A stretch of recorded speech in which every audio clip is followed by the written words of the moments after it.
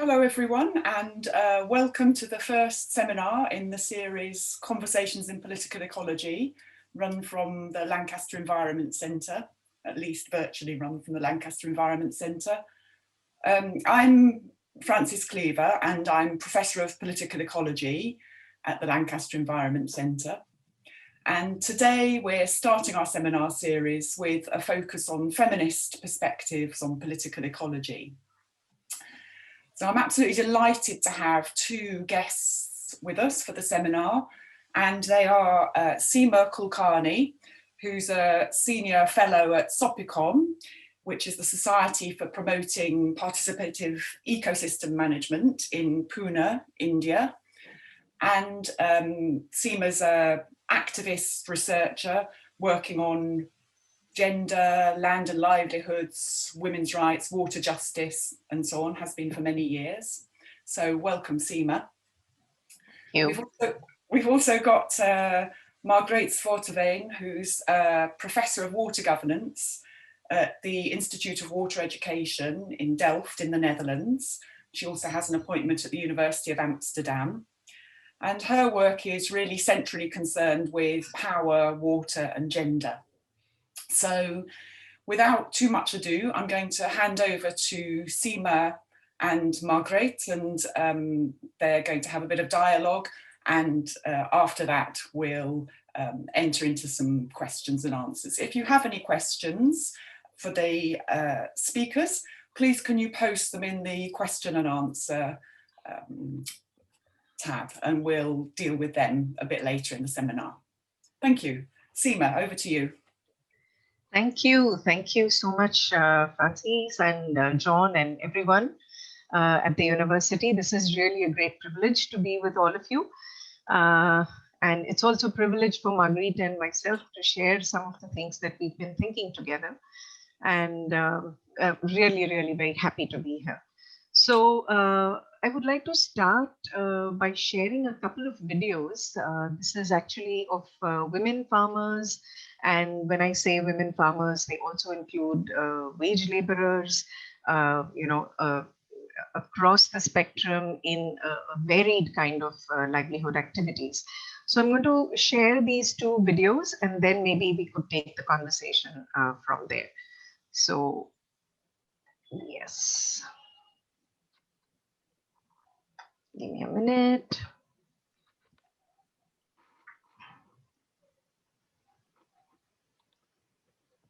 Okay.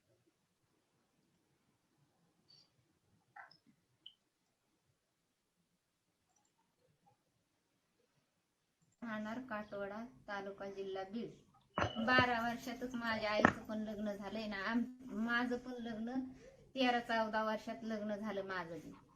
आणि त्याच्यानंतर मला 4 मुली आणि 1 मुलगा. मग मी माझ्या मुलीचं पण लग्न त्याच पद्धतीत केलंय की कसं 15-16 वर्षातच लग्न सगळ्याचे करून दिले. आणि अजून बी कारखाना चालूच आहे. माझ्या मुली पण कारखानाच करतात. मग सांभाळायची जबाबदारी. लोक म्हणतात की हे लग्न कमी वयात लग्न कसे केले, पण सांभाळायची जबाबदारी. आम्ही कारखान्याला जात होतो, मग ठेवायच्या कुठं मुली. मग त्याच्यामुळे दिले पटापटा लग्न करून 15-16 वर्षाला. ह्याच्यामुळं सारखा कारखाना चालू आहे. मग ते बी कारखान्याला जातात. आता त्यांना बी मुलं आहेत, मुली आहेत. त्यांचं बी पुन्हा असंच होतंय का काय, आता तिसऱ्या पिढीवर जातंय का काय, आता काय सांगता येते. तुम्ही किती वर्ष कारखाना केला? आजपर्यंत केलाय लग्न झाल्यापासून. लग्न किती वर्ष झालं? लग्न झालं असं 15ला. तेव्हापासून सुरू आहे कारखाना, आजपर्यंत बी आहे. आणि माझ्या मुली बी करतात. लग्न नाही, त्यांचे बी लग्न नाही करावं तर मग त्यांचे लग्न करून दिले. आई वडिलांनी माझं लग्न करून दिलंय ती फक्त कोयत्यासाठी. सासर घरच्याने बी कोयत्यासाठी. लग्न झालं की कोयत तयार होतंय. मग लगेच उचल घेते तर कारखान्याला. मग लग्न झाल्यापासून ते आजपर्यंत कारखानाच आहे. आणि पोरींचं बी तसंच आहे. म्हणजे आमच्या तर तिसऱ्या पिढीवर चाललाय हो कारखाना. तिकडे बी लय प्रसंगी येतात, पण काय करता. काय येतं तिकडे बी अडचणी नसतात. प्यायला पाणी नसतंय चांगलं. दुखणं आलं की दवाखान्यात गेलं की लगेच तिथून दवाखान्यामधून आलं की लगेच कामाला. तिथं काय आपलं घर आहे का, राहण्याची सोय आहे का, काय आहे तिथं तरी. अशीच परिस्थिती होती. काय आता त्याच्याशिवाय दुसरा पर्यायच नाही. अजून आमच्या मुलीला बी तेच आहे का काय, कवर आहे कवर नाही. म्हणून वाटतंय कुठंतरी थांबलं पाहिजे. हे नेते तर हे होते तिकडं, पैसे फिरले की परत आम्हाला त्रास आहे. ते कशाने द्यावा घेतो आम्ही मजबुरीने, दुसऱ्या वेळेस आणि उचल जावंच लागतंय पुन्हा.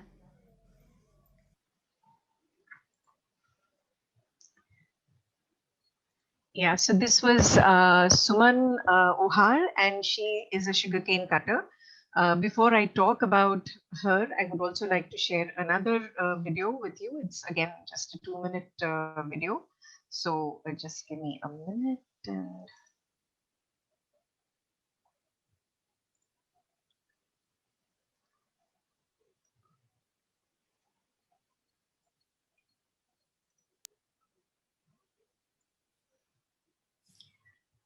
so this is a woman from a farm suicide affected household. स्वतःची थोडी आहे शेती आम्हाला, 1 एकर. मजुरी केल्याशिवाय आमचं भागत नाही. आणि शेतात तर करावं तर ही 7 दिनं गेले निसर्ग, आणि नकोसं वाटतंय. ते काढावं तरी मजुरी जाती तवरचं, आणि हे करा, हे गोळा करावं तर ते ह्याला हमी भाव नाही. पुन्हा खराब झालेलं हे झालेलं ह्याची हमी भाव पाडतात पुन्हा, मग असं होते. शेतातलं परवडणच गेलं मला. पेरण तितकं सुद्धा ते निघानं गेलं. मग सावकारच्या पैसे काढायची वेळ यायला लागली. मग ते सावकारचे पैसे महिन्याला ते व्याज, मुदत राहू द्या पण व्याज द्या. मग ते व्याज देण्यासाठी ते घरचा लेकरांचा मुलांचा खर्च यासाठी तंग नुसतं एक वाटायचं की जीवन नसलेलं परवडलं असं वाटायचं. आणि सोसायटीचे पैसे काढले होते आमच्या मालकांनी, पण सावकारचे पैसे होते आमच्याकडे. सोसायटीचे पैसे सासरे म्हणले तुझ्या नावावर जमीन नाही, त्या ऐन टायमाला त्यांनी सही दिली नाही. 5 रुपयाचे आज 100 रुपये द्या मला, उद्या संध्याकाळी तुम्हाला 200 रुपये देतो म्हणून पैसे घ्यायचे. नाही देणं झालं की मग ते कुठून बी दुसऱ्याचे काढायचे, तिसऱ्याला द्यायचे, तिसऱ्याचे काढायचे, चौथ्याला द्यायचे. मग त्या पैसे जास्त झाले म्हणून आमच्या मालकाने बी आत्महत्या केली. त्यांना वाटायचं लेकरं पण तू पण आपण गेलो मागं, आपलं टेन्शनच राहायचं नाही म्हणायचे. आपलं इतकं त्यांनी जे सही का दिली नाही म्हणायचे कर्ज काढण्यासाठी. आणि सावकारचे पैसे हे जे पैसे होते त्याच्या अवघाने त्यांनी हे केलं. मालक वारल्यानंतर बाहेरच्या माणसाला पैसे मागे गेल्यावर द्या तेवढं, म्हणजे मी मजुरी करून खाते. तर म्हणले आमच्यापाशी पैसे नाहीत, आणि ही एवढंच भागत नाही, कसं तुला तरी कसं आता यात एवढे पैसे 50,000 आणि 60,000 कसे द्यावे.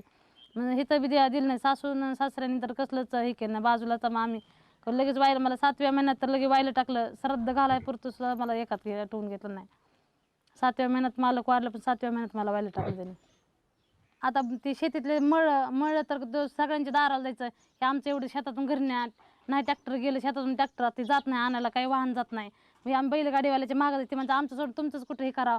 मग डोक्यावर आम्ही काय वेळेस आणले ती 2 पुती 4 पुती झालेले ते डोक्यावर घेऊन, मग 4 लहान लहान मुलं होती, तर मुलांनी सुद्धा लहान लहान मुलांनी आणलेली ती डोक्यावर. सगळं शेतीत नुकसान झाले काय, मुलांना टायमाला ते कोणचे काही फीस भरायची झाली, काय झालं लेकरांना खायचं झालं तर शेतात पिकलं तरच आम्हाला आहे ना. तर आम्हाला काय मंजुरी, इकडं मंजुरी सुद्धा नसली तर आम्ही कुशाला असं जी वस्तू खायची ती सुद्धा इच्छा होत नाही खायची. असं हे करून मन मारून बसावं इथं ते ह्याच्यासाठी वस्तू कोणची. टीव्हीला लहान लहान लेकरं ते आता बालमजुरी करायची नाही, पण आमची लेकरं काम केल्याशिवाय आम्हाला भागतच नाही आमच्या लेकरांना.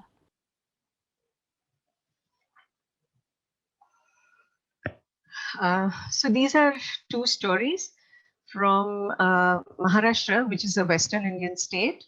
And this is also where I work with the organization that Francis mentioned, but also a part of a larger alliance which is working on women farmers' rights. And when we say women farmers, it's not only about women farmers, it's located in the broader agrarian distress, in the broader agrarian crisis. So we are not only talking about, it's not just about women, but it's about the larger social relations, the question of equity and social justice, but also about the broader paradigm of development. So I think in a way, Suman and Rani's stories are very telling stories, because they talk about how the capitalist economy is not just about economy, but how it is structured around patriarchy, caste, and social discrimination. So interestingly, in both the stories, Suman Ohar, who is a sugarcane cutter, and it's a very unique kind of labor activity in the state of Maharashtra, where a couple forms the unit of the labor. So we see very young marriages. So, at the age of 13 or 14, and I'm talking about 2020, I'm not talking about women who are 70 years old and are saying that they got married at the age of 13 or 14.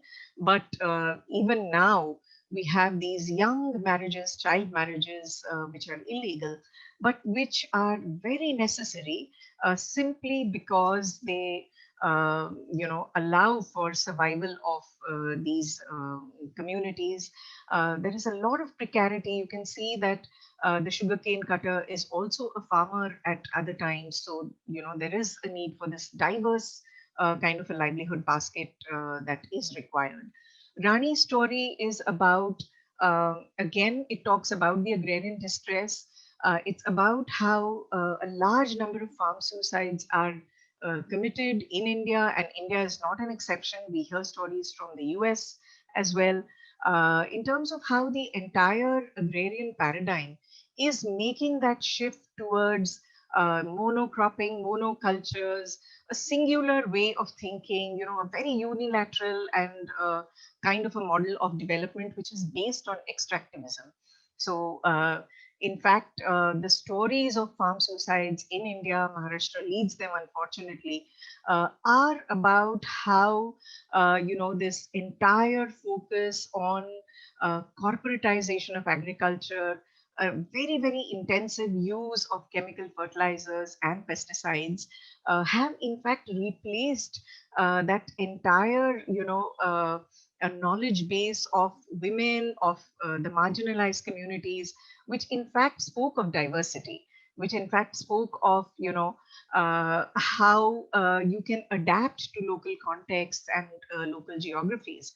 So in a way, these are all neglected, as we say, moving towards a paradigm which talks about, irrigation, very efficient uses of irrigation, monocrops, commercial crops, and in a way neglecting not just geographies, which are rain-fed, but also neglecting people who live in these geographies. And I would say that women are, in Maria Mies's words, the last colony. They're at the absolute bottom, where they are exploited, where they're vulnerable. And these stories are extremely telling because they really weave in very beautifully how, all capitalist society is not just about economy and class, but there are these contradictions of caste, there are contradictions of patriarchy that also need to be, addressed in a very significant way. So in a way, the forum or the alliance that I'm part of, which is the Forum for Women Farmers' Rights, or MAKAM, that is Mahila Kisan Adhikar Manch, is in fact trying to bring in some of these contradictions, trying to articulate these contradictions of how feminist, in fact, trying to build on to the feminist movement, which has largely, looked or, debated around the sphere of sexuality, but how that needs to really be broadened because women's bodies are also, there is a very, very deep connection with nature and the way, there is extractivism there. So in a way, I think these stories are really very powerful because they tell you how intertwined the sexualities are with the entire development paradigm as well. So you heard the story of Sumantai Ohar, who's a sugarcane cutter.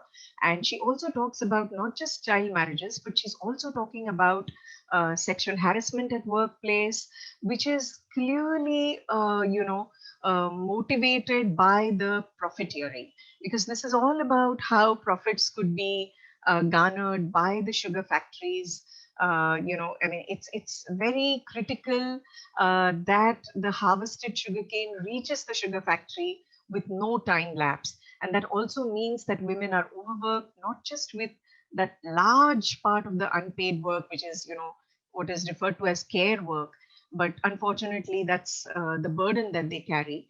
And added to that is also the kind of work that is warranted just so that profits are, available to the sugar factories. So in a way, Suman Ubhar's story brings in all of these elements together. And similarly, Rani's story also is challenging that very paradigm of development. And while she's talking about that larger agrarian crisis, she's also telling a story of how gendered that crisis is. So how, because of these suicides and because of the dispossession that is taking place, I think the points that she's trying to make here is that we are dispossessed of our land. We are dispossessed in a way of the knowledge, that we had, because as farmers, as women farmers in rain-fed areas, our knowledges were valued. We knew where the water sources were. We knew how seeds, diverse seeds, had to be conserved, and how different kinds of multi-cropping and diverse kinds of cropping, which is focused on nutrition and food security. That entire knowledge is lost in a way. So I think they're making a statement about dispossession not only of natural resources, but dispossession also of the knowledges of the most vulnerable communities. So in fact, this has been for us a lot of hands-on and grounded understanding of what not just political ecology is, but also what feminist political ecology tells us about. And I think since Margreet has also been working in the Indian context, she has more stories to tell, but I would like her to take over from here to, help us with the concepts and, how she looks at some of these examples. Yeah. Over to you, Mark. Thank you, Seema, and thank you, Francis. Like Seema, I'm very excited to be here and to be sharing some reflections with you. And I'll start sharing my slides in a moment. But I just want to say that as a starting point, and perhaps we will also end there, that I really like the way this seminar is organized as a conversation, and as a conversation between myself and Seema. And I think having this as a conversation for me itself is a sign of how in feminist political ecology we try to organize knowing differently, with not having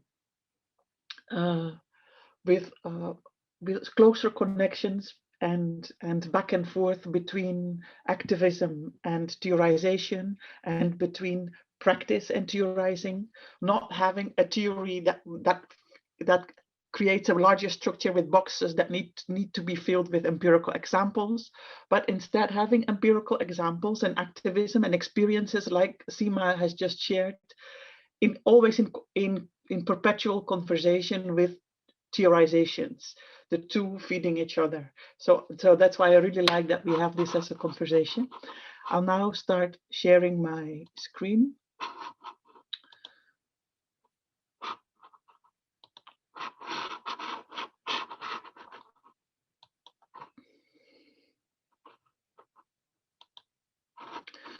So what I would like to do is use the very beautiful stories that Seema just told about, and the beautiful video clips about Rani and Suman, to say something that I think they provide a very nice starting point for starting to reflect on what is feminist political ecology and why it is needed. And I think Seema very nicely situated it in the whole field of feminist political ecology in a broader concern and critique of prevailing ways of development that are exploitative of labor and exploitative of the environment. And it's within this broader critique that feminist political ecology situates itself. And the women in the small video clips, they clearly show, right? They clearly show how their narratives criticize existing structures. And their narratives also clearly show how intersecting structures of patriarchy, class, and caste, among others, make it very difficult for them to own and control land and water, to access loans, to successfully navigate markets or obtain state support. In their testimonies, they also draw attention to how their work is considered as less valuable and therefore earns lower wages than that of men. And in addition, the narratives of Rani and Suman also hint at how caring for their children and other family members, providing food, shelter, protection, and much else, is an intrinsic motivation for much of what they do. In many ways, these women, their experiences and stories, challenge the ways in which the relations between society and nature, in this case between society, land, and water, but also, as Seema showed, it's also about seeds, about knowledge, are organized and structured. The stories of these women, their experiences, they challenge prevailing distributions of land and water and of land and water-based incomes. And they also challenge how work is distributed and rewarded. And they challenge prevailing structures of decision-making and authority. The struggle of these women is a struggle for more equitable, just, and sustainable ways of engaging and interacting with each other and with the environment. This is also the struggle of feminist political ecology. So I have a definition, a description of feminist ecology, and I must say before I give it, there are many other definitions and many more definitions. In fact, I think the definition one prefers is very much dependent on where one is situated in activist academic networks. So there are many definitions. This is my definition. I see feminist political ecology as a broad, plural, and undisciplined intellectual political activist set of projects and conversations that combine a desire to expose and challenge the masculinist and patriarchal characteristics of prevailing ways of organizing and understanding society-nature relations, with creative investments in the formulation and promotion of more just and ecologically sustainable alternatives. In what follows, I'll discuss 3 forms that these projects can take. And that is just so with discussing this, I'm just hinting at what the many things that feminist political ecologists do, because of course there is much more. But these are I'll discuss 3. These are interrelated projects, and I'll continue to use Seema's stories and the narratives of Ravi and Suman to illustrate what I mean with them. So the 3 projects are transforming concepts and theories, and the second is transforming what it means to know, and the third is transforming the activity and practice and organization of knowledge production. I'll focus mostly on the first 2, and if there is time, Seema and I can also say something about the third, because it's something that both of us are also struggling with also in our collaborations. Let me start with the first, transforming concepts and theories. In a way, much effort in feminist political ecology focuses on reconceptualizing and re-theorizing society-nature relations in ways that do better justice to the experiences of women and to the existence of gendered power relations. It's easy to again use Rani and Suman to explain this. Very simply said, Rani and Suman and their experiences do not exist or cannot be made adequate sense of with existing concepts and theories, with existing ways of understanding and making sense of farming, agriculture, irrigation, agrarian change. And this already starts with the very difficulty of naming who and what they are. They are farmers, but calling them farmers makes their gender disappear, because uttering the word farmer automatically connotes someone of a masculine gender.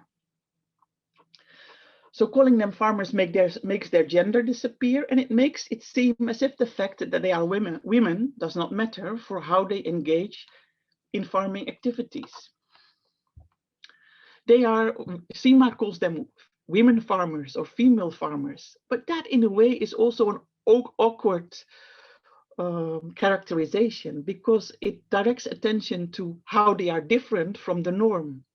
So it denotes them as distinct from normal farmers who, after all, are and continue to be men.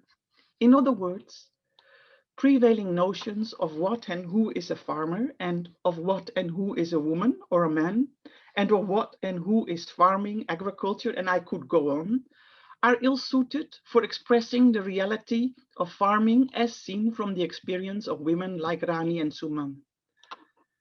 They are not the individual rational entrepreneurs who mobilize resources and labor in pursuit of profit maximization that implicitly figures as the model and norm in much theorizing about agriculture and farming. Neither are their husbands, with they figuring as helpers. So from the experience of Suman and Rani, farming is both, it's very much organized in families and households and through relations of collaboration, but also conflict. It's informed by historically specific, what you could call marriage contracts, by ideas and norms about rights and responsibilities of different household members, ideas and norms that tend to be deeply gendered. Doing justice to the experiences and struggles of Rani and Suman therefore requires critically rethinking what farming is. Doing this hinges on the interrogation of a wider range of interconnected binaries that continue to inform both popular and more theoretical ways of making sense of the world. Between nature and culture, between emotion and rationality, between control and care, between production and consumption, and I could go on. And this is indeed what many strands of feminist political ecology do, and they invest a lot of effort in rethinking these binaries. Some strands of feminist ecology do this by revaluing everything that is seen to belong to the feminine side of the equation, and that often in dominant theorizations and conceptualizations continues to be seen as either less important or less valuable, or continues to be defined as sitting outside of that what needs to be explained. For instance, recently or in recent years, there's a lot of feminist investment in rethinking and theorizing with the idea of care and the importance of care. For me, what is important is that these attempts do not fall in the trap of merely reversing these binaries. So not just emphasizing the importance and value of everything associated with the feminine or with women, things like care, emotion, compassion, reproduction in the domestic domain, but also, and something that I think is more promising and challenging, to queer these binaries. At least I call it queering these binaries. And with queering, I mean rethinking them. Rethinking, for instance, by showing how they are always connected and interdependent and defined by each other, or by documenting how in actual practices they never exist in pure form, which itself provides a nice invitation to come up with different ways of categorizing, naming, and theorizing. So reconnecting, rethinking the relations and linkages between the binaries, between the two sides of these equations, and seeing how they are in part always defined by and through each other is, I think, central to feminist political ecology. A second project that I would like to highlight as central to feminist political ecology is that it also importantly entails rethinking what it means to know, or what it means to know well. And perhaps for me, it's easiest to illustrate this with an anecdote. And the anecdote comes from the start of my career as a researcher, which is I think 30 years ago, so a long time ago. At that time, it was my first job. I worked for the International Water Management Institute, and I was hired to help develop a program on gender and water. Many of my colleagues were very skeptical about this project and also about my present. Most of them were white male engineers, and most of them were also much older than I was. So I had many discussions with them, often during lunch. And I remember well that an important and repeating thread in these discussions was, for them, the impossibility of combining feminism with science or with engineering. For my colleagues, they said feminism is political. It brings in bias, whereas science and engineering are supposed to be apolitical or non-political, neutral, objective. That was a difficult discussion, and I remember that my initial attempts to usefully engage in this debate mostly consisted of showing, with empirical evidence, that the irrigation systems that my colleagues were studying were not just inhabited by male farmers, irrigators, and engineers, but also by female farmers and irrigators and engineers. I would also try to explain to them how the organization of irrigated farming and irrigation management is deeply shaped by prevailing gender relations. I would, in other words, turn the discussion around to show that the truth that my colleagues were producing about irrigation systems and management were incomplete at best or biased at worst. So the reason to share this anecdote is how it provides a nice illustration of how discussions about what is true or what is the most accurate representation of farming, of irrigation, such as the ones that I had with my colleagues in the 90s, often got stuck because all of us implicitly adhered to a particular notion of objectivity. Objectivity as neutrality, as distance, as a lack of bias. This notion of objectivity pictures the ideal researcher as somehow removed from and outside of the reality that he or she studies. Her or his identity, background, beliefs, etc. should not matter for what he or she sees and discovers. This notion of objectivity that I could accuse my colleagues of being gender biased. And they in turn could accuse me of being blinded by my feminist convictions. We both held on not just to the possibility of unbiasedness, the possibility of a clear and unmediated access to reality, but also to the idea that reality is one, a universe, and that there is only one right way of knowing. Hence, there was only two options. Either my colleagues were wrong or I was.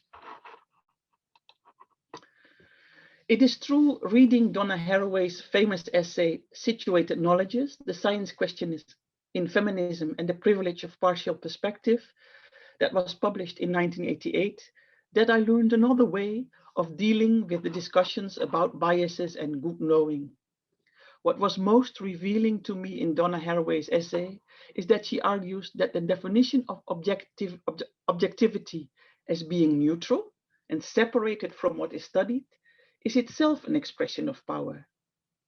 She shows that this form of objectivity is only possible for those people who consider themselves or are considered the norm or the normal. This is what allows them to disappear from the knowledge they produce, to remain invisible or unmarked.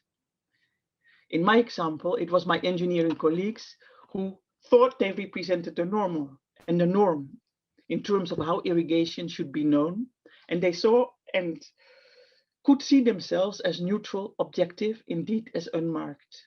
I, as a young woman and feminist, was marked, and I marked myself.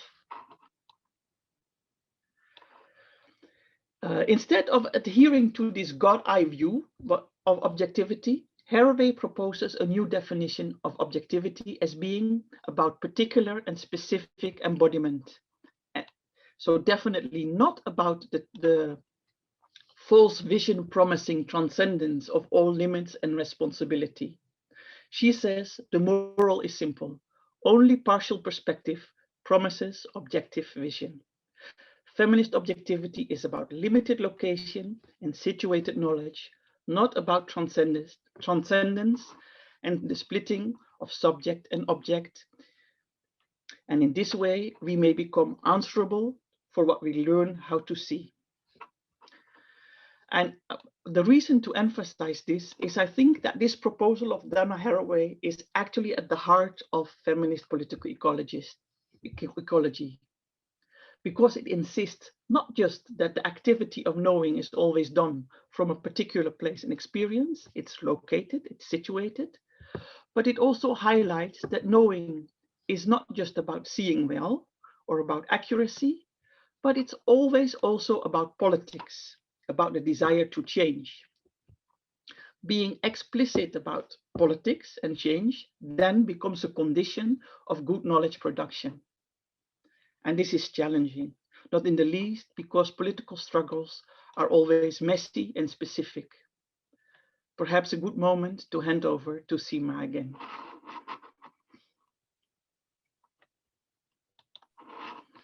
Thanks, Margreet, for that really beautiful rendering of the entire idea and the concepts.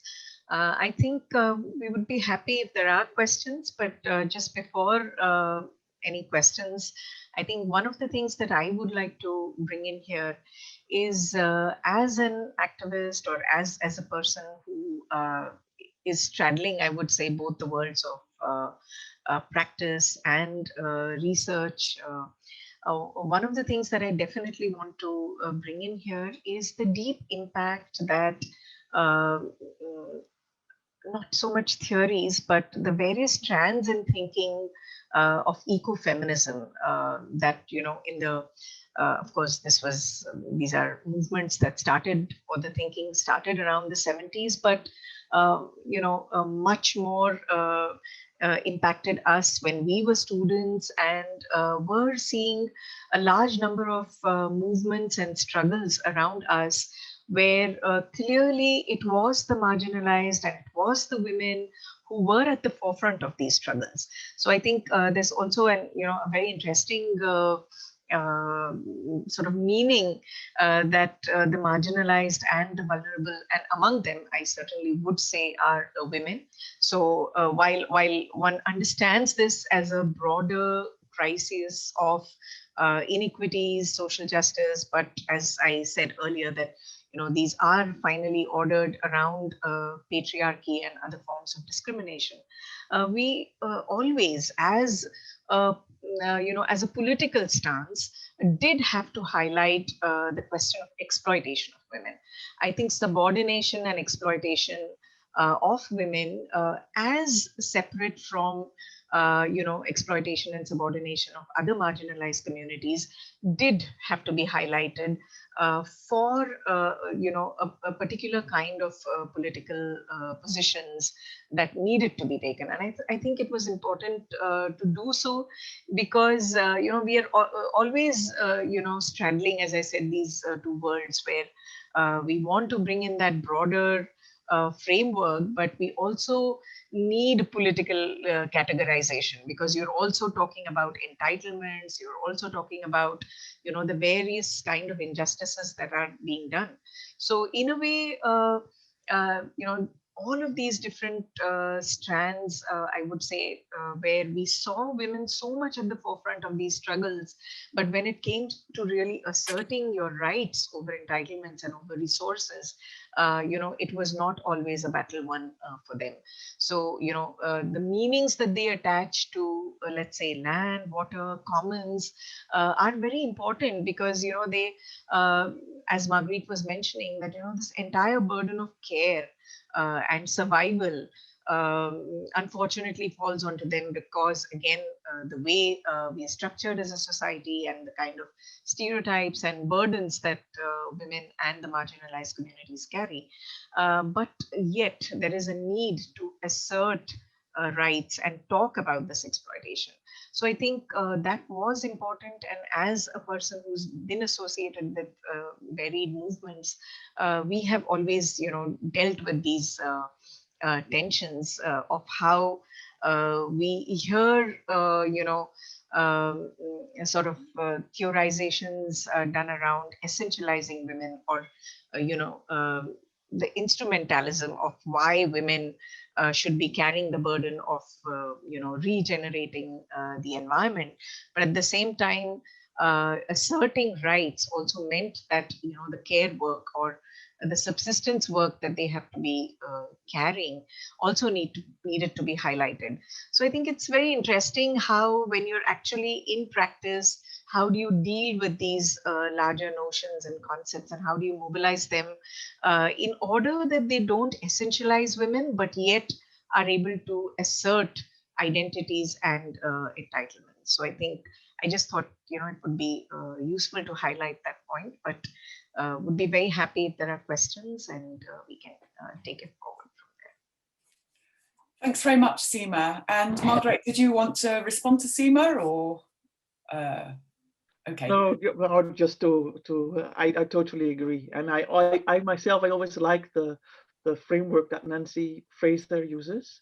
She says, hey, it's very interesting how political struggles for a better distribution demand for equality in a way, or rest on the claim of equality, whereas political struggles for recognition of identity, so for diversity, rest on claims of difference.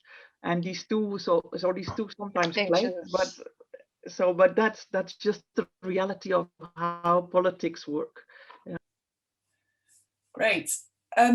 I'm just going to encourage the audience to ask questions if you like, but while we wait for people to limber up, I just wanted to ask you both. So you've both been working from a feminist perspective for some time, as Margreet said, even for decades.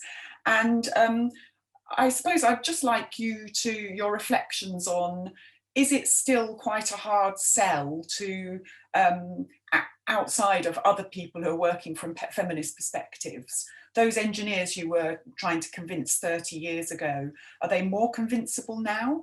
Because in order to be effective, we're having to work across disciplines, and also to be politically effective, to make alliances. So is it an easier sell, or is it still a hard sell, the feminist perspective?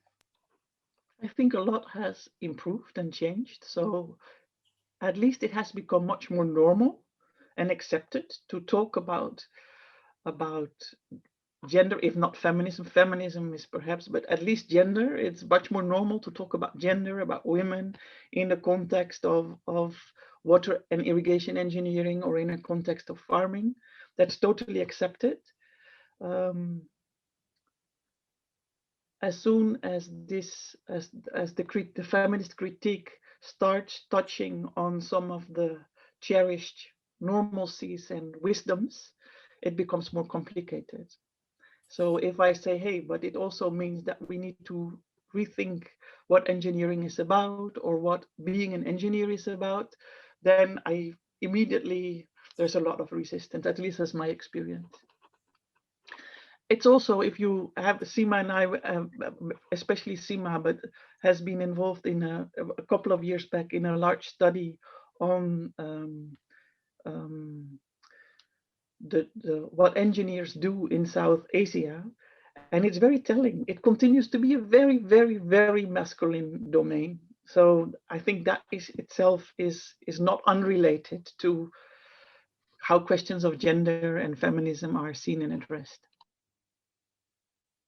Seema, did you have anything to say on that? Just a quick anecdote, actually. I mean, I remember when this was probably early 2000 or late 90s, when we were doing advocacy with the government of Maharashtra Irrigation Department.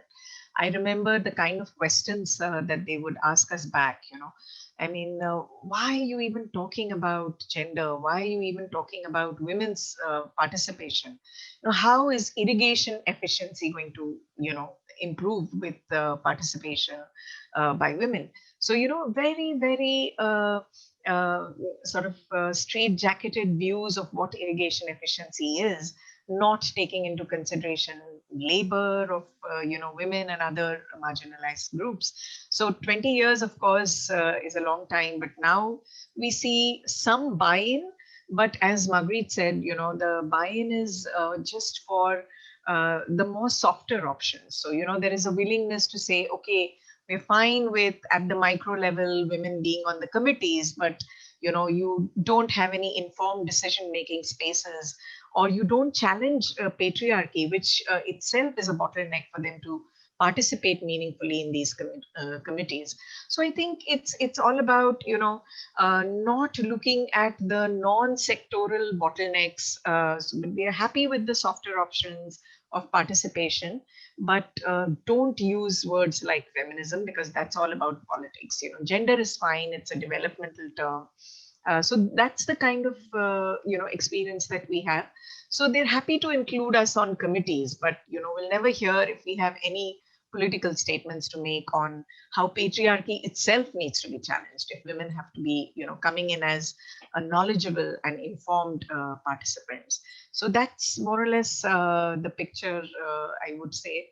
And the space that Margreet spoke about, there's a large study on women water professionals, and these were bureaucrats in the water sector. And that was an extremely male, not just male dominated space, but in the Indian context, also composed of the more privileged castes. So it was clearly a space that was occupied by privileged, where there was a glass ceiling. So you could clearly see that in the lower rungs, where you had draftsmen, again they're called as draftsmen, but that's where most of the women were in the engineering, with the drawings and other things. But if you look at the chief engineer's posts or the decision-making spaces, that is where it was completely blank. And those also the binaries that you see in domestic use, domestic water and irrigation, from the micro to the macro, we saw these kind of so it's still it's a very, very long way to go. So yes, acceptance at the level of we're fine, yes, we have to use gender, it is warranted, so it's there, but not really in the sense that we would like to see in budgets or in spaces where you really can make a political difference. So great. We're not going to have time for all the questions, so I'm just going to pick out a couple, with apologies to those who's put questions that we won't deal with. I just want to pick up on one that's just come in, which is about the notion of patriarchy and what it means for the role of men. In one of your women's stories, Seema, the husband had committed suicide, and you could see him as just as much a victim of patriarchy, if you like, as the woman. So would you like to just elaborate on that a little bit, please? Yeah, I mean, I think the story of Rani More, who's a victim, and of course she's fought against adversities and has risen. So there's also always another side to the story where we've seen women really, exercise their agency and have come forward. But yes, as I said, I mean, the entire agrarian paradigm or the development paradigm itself has victimized the marginal communities. So in this case, we see that neglected geographies is what I spoke about, and this is where a maximum number of farm suicides. So they are very clearly connected with the kind of cropping paradigms, the monocropping, the use and intense use of chemical fertilizers and pesticides that are actually almost dictated, I would say. This is the only way, and there can be no other way. So that in a way has left a large section of the farming community at the receiving end.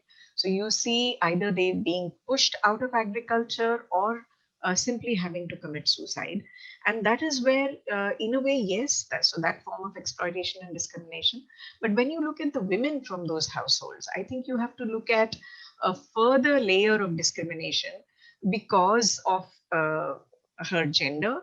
So you clearly see that there are numerous sort of floodgates that get opened in terms of exploitation. So sexual harassment, yes, but also apart from that, and this is not just within the family that I'm talking about, but how patriarchy also allows for the kind of exploitation that we've seen with the state also, unleashing those forms of harassment. So I think one has to recognize that, yes, the larger context needs to be understood, but within that, you clearly have to see different forms of exploitation and harassment vis-a-vis women, but also other socially discriminated communities. So that's how I would, like to look at it. That these are nuances that cannot be missed. It's not just about the story of farm suicides, but also what happens to those who are left behind. And women are a major section. Yeah. Thanks very much, Seema. Margreet, did you have anything to add to that? Because you have focused a bit on masculinities in some of your work. Yeah. Now, perhaps just to add on to what Seema is saying is that the very productivist, efficiency, profit-making focus of much both mainstream and critical thinking on farming and agriculture also misrepresents a lot of what men do. So that is also where my plea for queering comes from. I mean, recognizing men are also fathers, they're husbands, they also care, they also are concerned about the well-being and education of their children, etc. So locking them in a box of being a productionist, rational, profit-making, entrepreneurial farmer is also very damaging to understanding what they do. Yeah, so that's another possible answer. Great. While you are here, Margreet, I'm going to pose this question to you that came from Valentina Paveri. How can we continue to bring to the life stories and counter narratives of the marginalised in the middle of the digital turn triggered by the pandemic? So while we're all online, what alternatives to inclusive participatory approaches, sensory ethnography and unconventional methods are there to reach out to those at the margins? Yeah, good question. I don't think I'm the best placed to answer. The only thing I can say, what I find very fascinating and wonderful in a way, is that now with seminars like this, they become accessible to a much wider range of people. Of course, you still need access to the internet and you need good connectivity and all that, but that in itself, I think, can hold an emancipatory promise. I think Seema can say much more about what it means in terms of research methods, if that's the question, research methods and how, because Seema with Makam has been involved in very creative ways using WhatsApp and telephone and whatnot to remain in contact with many of the women farmers they work with. Seema, would you like to tell us about that? Yeah, I think, it was interesting, of course, the entire team of both SOPPECOM and the larger Makam has done much more work, but we all have been part of this. It started out much more immediately as relief work because, there was pandemic, but it was the hard lockdown that actually presented with a lot of problems because suddenly everything had stopped. There was no work. So for the poor, there was no access to food. There was no access to selling their produce. And that is when we actually started our dialogue because we wanted to ensure that relief reached these remote areas. And we were actually quite surprised to see that, of course, there is a digital divide. So there's no question about that. But it was interesting to see how it also created an opportunity for women, particularly, I would say, to somehow get hold of devices, make sure that they have access to the internet and get talking to us so that their problems could be shared. What are their concerns, and that's also how we managed to do some of the large-scale surveys. We did really large-scale surveys during this time. Talking telephonically to women, but also later through platforms such as Zoom, where it was really very interesting to see how, yes, for the digital divide, but also to see that this was an opportunity where women were trying to connect in very, very innovative ways. So I think we learned a lot as part of this entire process of gathering data and, even training women leaders. This was also the time when we had excellent training programs where, through this platform, we managed to learn from them, but also share a lot with them, which has now meant that we haven't lost those 7-8 months. And we are already seeing very active leadership that is emerging in some of the areas. So I would say that it has been a mixed response, but overall very empowering for many of us. But that would not be true for many other areas where this kind of support or the kind of persistence that some of us had because of the way we have also been empowered with the larger feminist struggles that we've been associated with. So there's a lot that we also need to acknowledge in terms of where we come from. Great. I also think that just the little video stories that you showed at the beginning, they're very direct, and it's very telling to hear people's voices and the emotion in them and so on. So that's quite simple, but I think it shouldn't be forgotten, really. Yeah, we're probably running out of time for questions now. So I just wondered if Margreet or Seema, do you have any concluding comment you would like to make about any ways forward, or any last reflections you would like to make? No, perhaps I didn't say much about the third project that I identified as also being part of feminist political ecology, and it's very much a project that also Seema and myself are somehow struggling with, and it's also a project that partly takes place from within universities, creating space to doing research differently, creating space to not so much emphasizing individual excellence, but instead focusing on and rewarding forms of collaboration and focusing more on process and impact rather than just on outputs and stuff like that. So that, I think it's important to mention that is also, for me at least, it's also part of what feminist political ecology needs to do. Thanks, Margreet. Seema, did you have anything to add to that? No, I thought this was a great beginning, and if we could have more such sharings where we bring in experiences and sharings from across the globe. So South Asia is something that we would be happy, but also trying to see how ecologies, struggles around environment, natural resources are actually, emerging across the globe. And particularly, I see a couple of questions around the climate crisis.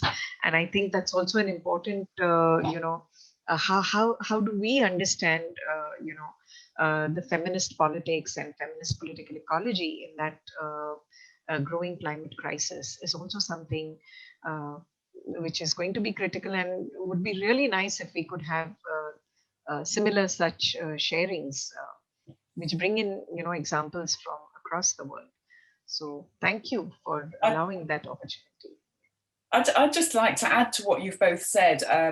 We're working together on a project with many other people called Transformations to Groundwater Sustainability.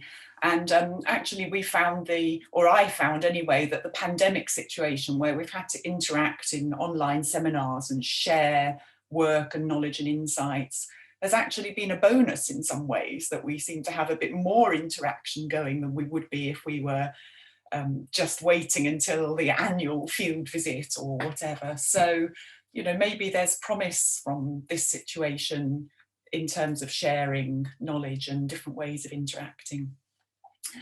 Right, well, I'm going to say thank you very, very much to our speakers, Seema and Margreet, and we really appreciate the time and you sharing your insights here.